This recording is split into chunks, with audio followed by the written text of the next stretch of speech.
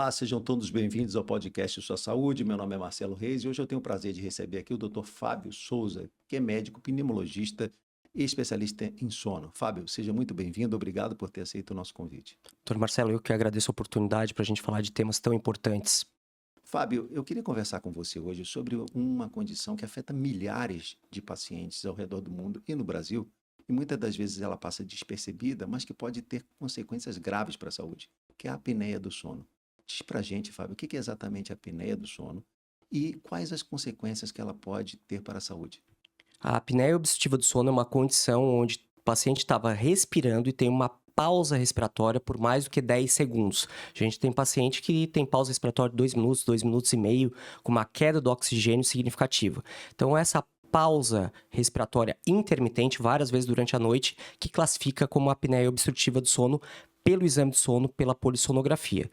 As principais consequências relacionadas são hipertensão arterial, fibrilação atrial, a gente vê AVC, né, então derrame cerebral, diabetes, alterações da memória, tem trabalhos demonstrando até demência tipo Alzheimer, porque é muito importante ter a liberação desse lixo cerebral que tem durante a noite e a apneia obstrutiva do sono não deixa isso acontecer, acaba acumulando depósito amiloide aí mais cerebral, então esse lixo cerebral significativo. Então o risco cardiovascular como um todo é muito maior no paciente com apneia obstrutiva do sono. Fábio, existe algum fator de risco importante para o desenvolvimento de apneia do sono?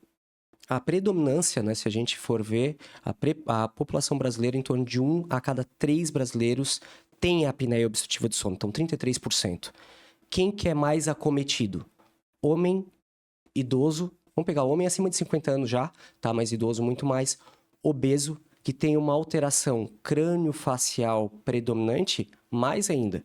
Tá? Então, você tem o queixo para trás, uma retrognatina, então o queixo lá atrás, uma amígdala aumentada, são fatores de risco também bem atribuídos. Mas se a gente for pegar o fenótipo principal, homem, meia-idade para idoso e obeso são os fatores de risco principais. Um alerta, sim, para a população de uma maneira geral. Vê o perímetro colarinho, né? Homem acima de 43 centímetros, colarinho. Mulher acima de 41 já é um fator de risco para apneia obstrutiva do sono. Fábio, como é que a rotina pode ser afetada nas pessoas que têm apneia do sono? A pessoa que tem a apneia obstrutiva do sono, ela tem um sono não reparador, né? Uma fraqueza pela manhã, não tem aquela energia toda, aquela disposição toda.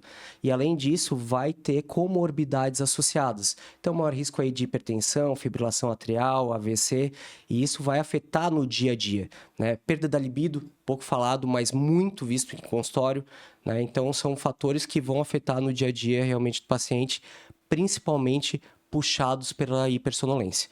Então, cognição, memória vai ter afetado porque não tem um sono tão profundo, um sono tão reparador. Fábio, suspeitei que tenho apneia do sono. Como eu faço o diagnóstico? O diagnóstico principal é feito por polissonografia. Então, polissonografia tipo 1, aquela que é no laboratório do sono, e a gente vai detectar quantas vezes fecha a garganta. Se fecha mais do que 5 vezes por hora de sono, é um grau, entre 5 a 15 é um grau leve, 15 a 30 moderado, acima de 30 grau grave. Imagina que a gente tem essa condição no laboratório de sono, acima de 200 vezes por hora, com uma saturação de 20. Então, o risco cardiovascular desse paciente é muito grave, né? Então, o principal exame é a polissonografia, que vai detectar sensor de fluxo nasal e oral, oxímetro, e essa tipo 1 vê estágios do sono também. Atualmente, principalmente pós-pandemia, cresceu muito o polissonograma tipo 3, a gente chama, que é um oxímetro, uma cinta torácica e um sensor de fluxo, que pode sim também fazer o diagnóstico, principalmente em pacientes já graves, com questionário que a gente aplica e vê, tá, tudo bem, eu posso fazer esse exame tipo 3 que a gente chama. Mas o padrão ouro, o melhor exame é a polissonografia no laboratório de sono, que um técnico vai estar ali durante a noite inteira e é laudado depois por um médico especialista em sono. Fábio, todo mundo que ronca tem apneia do sono? Ou eu posso ter ronco sem apneia do sono? Ou posso ter outras condições semelhantes que se confundem? É super importante, geralmente vem junto, né? Começa primeiro a soprar, aquele soprador que faz um...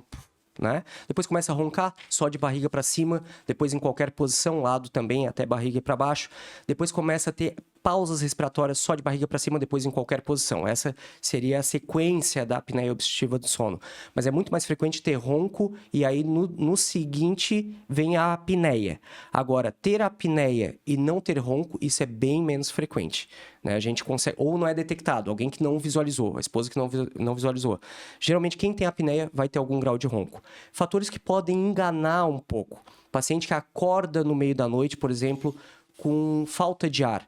Pode ser que seja uma exacerbação, uma piora da falta de ar da asma, uma falta de ar relacionada a enfisema pulmonar, DPOC, mas lembrar que pode ser apneia obstrutiva do sono, né, diagnóstico diferencial, ICC, insuficiência cardíaca, mas lembrar, acorda com falta de ar, será que não é apneia obstrutiva do sono? Está dormindo bem? Está dormindo uma quantidade de horas significativa, mas com qualidade? Será que a apneia, sim ou não, sempre ficar esse alerta? Fábio, quais são as opções de tratamento que nós temos hoje para a apneia do sono? O principal tratamento de manutenção é o CPAP, Continuous Positive Airway Pressure, que é CPAP, a gente fala tudo junto, CPAP, que é um compressor de ar ligado no nariz que injeta ar para desobstruir a garganta. Então, esse é o número 1, é o padrão ouro terapêutico, principalmente para o grau moderado em diante, moderado a grave CPAP.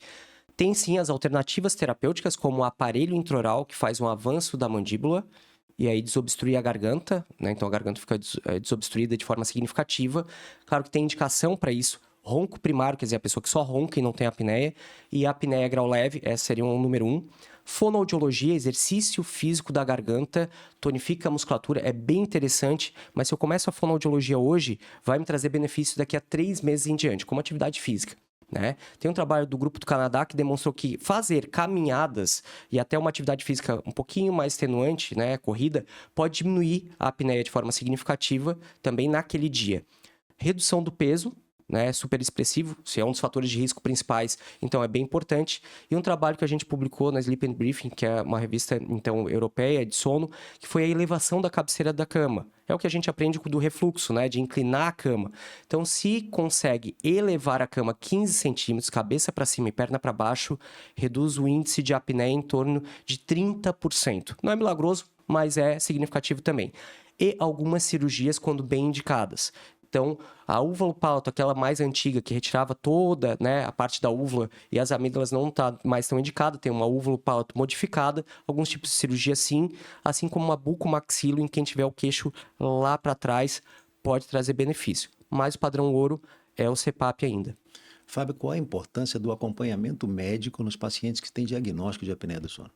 É essencial, porque, por exemplo, um paciente que tem grau grave e está se adaptando muito bem ao CPAP, a gente está visualizando isso. Hoje em dia a tecnologia do CPAP melhorou bastante. Mas e se não estiver se adaptando bem ao CPAP? Aí a gente tem que ir para as alternativas.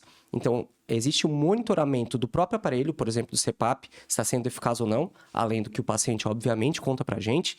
Isso é essencial ficar, principalmente no primeiro mês. O grau de adesão do CPAP é muito intenso e a gente consegue ver nesse primeiro mês como é que vai ser o fluxo.